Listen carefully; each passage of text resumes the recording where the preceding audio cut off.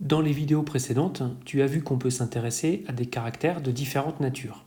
Et tu as vu comment, une fois qu'on a observé un caractère sur un ensemble d'individus, on peut représenter la série de valeurs obtenues de manière synthétique, soit avec un tableau de distribution de fréquences, soit avec un graphique. Ce que tu vas voir dans les vidéos suivantes, c'est un ensemble d'outils qui permettent de résumer l'information contenue dans la série de valeurs. On appelle ces outils des statistiques descriptives et on parle aussi de descripteurs numériques. Imaginons qu'on s'intéresse à la hauteur d'une espèce de plante, par exemple le framboisier.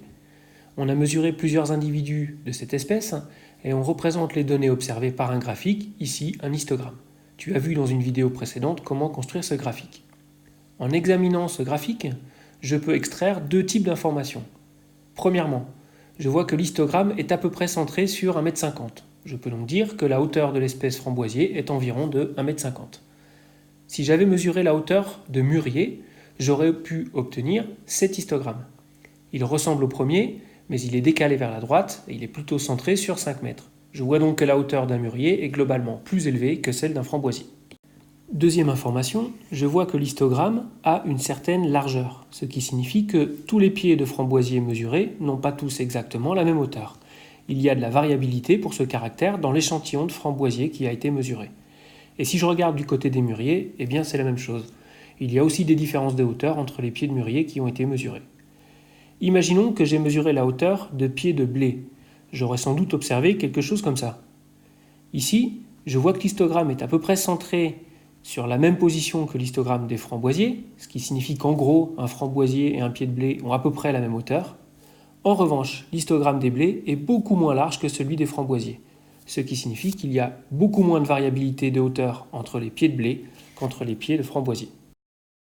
Donc, si tu veux décrire un caractère pour un ensemble d'individus, comme on vient de le faire avec la hauteur d'une espèce de plante, pour éventuellement comparer les valeurs observées à celles d'un autre groupe d'individus, par exemple une autre espèce, tu vois que tu as besoin de deux types d'informations. La première correspond à l'ordre de grandeur du caractère qui t'intéresse.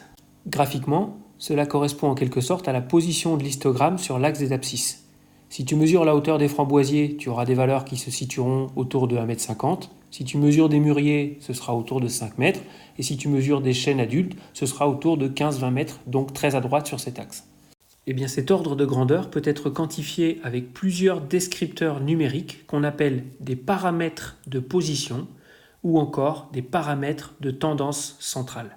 Le terme position fait évidemment référence à la position sur l'axe des abscisses. Tu connais déjà au moins un paramètre de position, c'est la moyenne, mais tu en verras d'autres.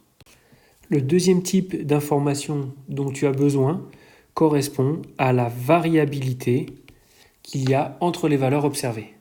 Graphiquement, cette variabilité correspond en quelque sorte à la forme de l'histogramme, très resserrée si la variabilité est faible, comme dans le cas du blé, ou au contraire très étendue si les individus ont des valeurs très différentes les uns des autres.